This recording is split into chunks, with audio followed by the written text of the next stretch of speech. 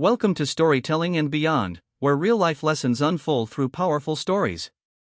Today, we bring you a tale of arrogance, humility, and a life-changing lesson that will leave you thinking, because in life, the tables can turn when you least expect it. The story begins inside a grand mansion, a place where wealth shines in every corner. The living room is a masterpiece of luxury, with golden lights reflecting off crystal chandeliers. Plush white sofas sit perfectly arranged, and the walls are decorated with gold-framed paintings. Shelves filled with designer handbags and expensive jewelry display the lavish lifestyle of the owner. Everything about this house speaks of power and privilege. On the oversized leather couch, a young woman named Sophia lounges comfortably, her legs stretched out on a velvet ottoman. She is stunning, well-dressed, and confident, but her beauty is overshadowed by the arrogance in her eyes. With perfectly manicured fingers adorned with diamond rings, she scrolls through her phone, lost in a world of social media, where likes and comments fuel her sense of importance. Outside, the world is different. A cold wind rushes through the city streets, carrying the scent of wet pavement after a light drizzle.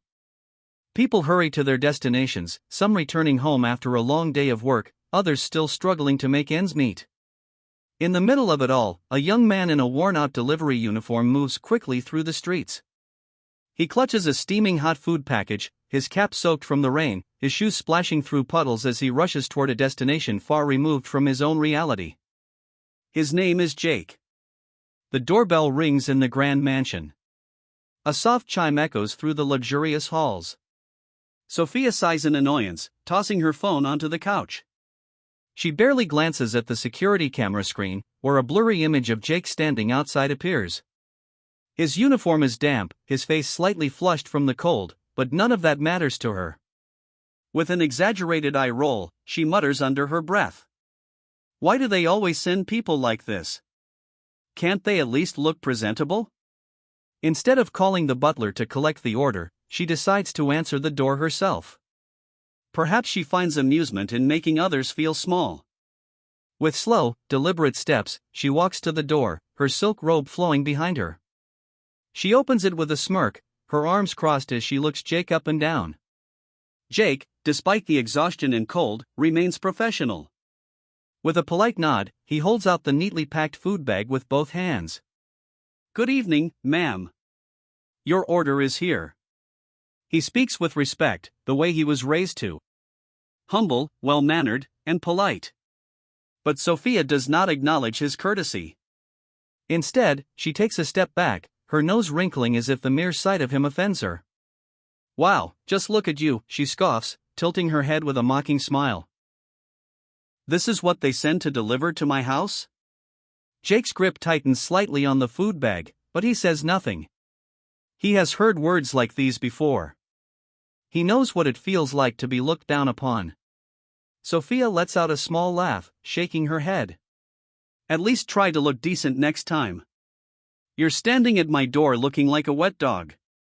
Do you even own a dryer? The humiliation in her voice is sharp, piercing through the quiet night. Jake remains silent, his jaw tightening just for a second before he takes a deep breath. He was taught better than to let arrogance shake his dignity. He knows that no job is small, that every person, no matter their background, deserves respect. But standing here, being treated like nothing more than dirt on the bottom of someone's shoe, even the strongest heart can feel the sting. Sophia finally snatches the food from his hands. Instead of thanking him, she pulls a crumpled bill from her pocket and flicks it toward him, letting it fall to the ground at his feet. Here. That's more than you deserve. Silence lingers between them. The cold wind blows through the open doorway, but neither of them moves. Jake stares at the money on the ground, then slowly lifts his gaze to meet hers. He could pick it up and walk away, as so many before him might have done. But something inside him refuses to bow to this arrogance. With calm, steady eyes, he looks directly at Sophia and speaks. Respect costs nothing but means everything. His words hang in the air, carrying a weight far greater than she expected. For the first time, Sophia's smirk falters. Just for a second.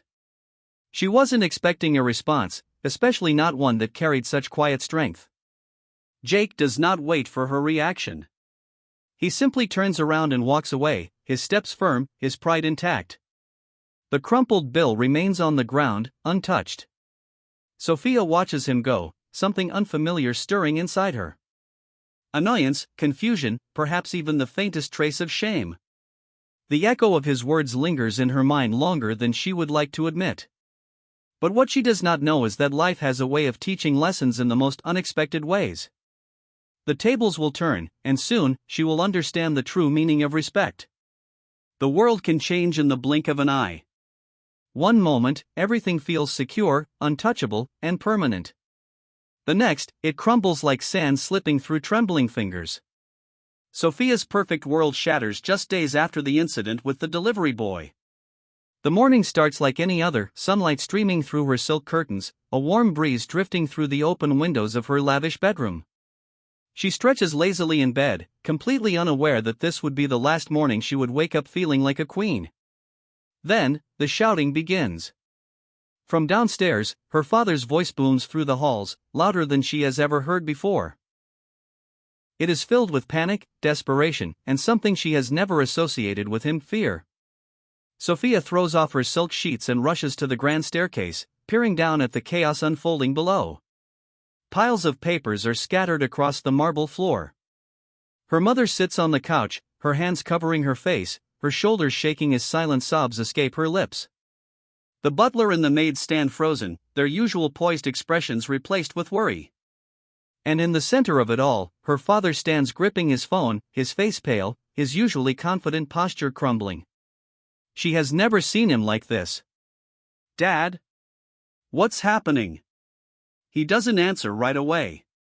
His fingers run through his graying hair, his breath uneven. Then, finally, he turns to her, and in his eyes, she sees something she never thought possible. Defeat. "We lost everything. The business, it's gone." The words don't make sense at first. She blinks, expecting him to laugh, to say it's a joke, some misunderstanding. But no one is laughing. The weight of those words settles heavily in the air, suffocating. "What do you mean? How can it be gone?" Investments collapsed. Lawsuits. Debts. The banks, they took everything. Her father's voice is distant, hollow. He doesn't even look at her as he speaks, as if saying it out loud is too painful to bear. Sophia grips the railing of the staircase. The world spins. This mansion, this life, all of it gone? No. That's impossible. They are the Harringtons. They are the ones who throw lavish parties, the ones people admire and envy. People like them don't lose everything. Minutes later, reality crashes down. Officials arrive at the doorstep. Bank representatives, legal teams, strangers in suits who have the power to take away what she once thought was permanent. Furniture is labeled for repossession. Luxury cars in the driveway are towed away one by one. Jewelry, artwork, everything of value seized. Sophia clings to her designer bag as if it will protect her from the nightmare unfolding around her. She looks to the maids, expecting them to stay, to offer comfort. But they exchange glances, whisper, and one by one, they remove their aprons. They were never family. They were employees, and with no salary to pay them, they have no reason to remain. Hours later, the mansion is no longer theirs. Her family is forced to leave, stepping out of the grand house that was once a symbol of power and wealth. As Sophia steps onto the pavement, she finally sees what it's like to be on the other side of the gates. The same city that once felt like her playground now feels vast and unfamiliar. The neon lights of expensive boutiques still shine, but they are no longer for her. The people walking past do not look at her with admiration. They don't look at her at all. For the first time in her life, she is nobody. The realization is crushing. Her parents, once the pillars of confidence, now look lost. They don't even have a place to go. No friends offer them shelter, no relatives step forward. The people they once dined with in expensive restaurants have vanished like smoke. Sophia looks down at her designer heels, now standing on cracked pavement instead of polished marble floors. The weight of her past arrogance presses down on her, but she pushes the thought away. This is temporary. It has to be. They will bounce back. They will reclaim their fortune. But deep down, fear whispers otherwise. The cold reality of survival is nothing like Sophia imagined. The first night away from her mansion is unbearable. The small apartment they managed to rent is cramped, nothing like the spacious rooms she grew up in. The walls are dull, the furniture is old, and there is no maid to bring her breakfast in bed. The silence is heavy, filled with the sound of her mother's quiet sobs and her father's deep sighs of frustration. The next morning, Sophia wakes up with a stiff neck from sleeping on a couch that smells like dust and forgotten years. Her father, once a man of power, sits at the tiny kitchen table, staring at a pile of unpaid bills. He has aged overnight, his strong presence now reduced to a man drowning in problems he cannot solve. They have no money left. No savings. No hidden assets. The idea of work had never crossed Sophia's mind before. Work was something other people did, people like Jake, the delivery boy she humiliated. People who had no choice. But now, she is one of them. The first step is the hardest.